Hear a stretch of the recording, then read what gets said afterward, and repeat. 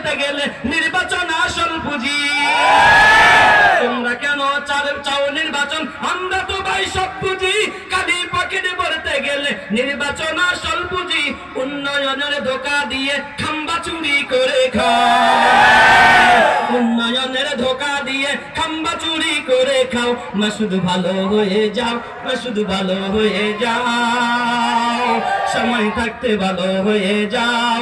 বড় বড় কথা বলো, কাজের বেলায় কিচ্ছু নাই। সামান্য এক বালুর টারাক তাও সরাইতে পারো না। আওয়াজ দিয়ে এখন ঠিক কি কত মগর সাংঘা। ওরে মোর আল্লাহ, আঙ্গুরের মতো ভয়ে ফালাই তো।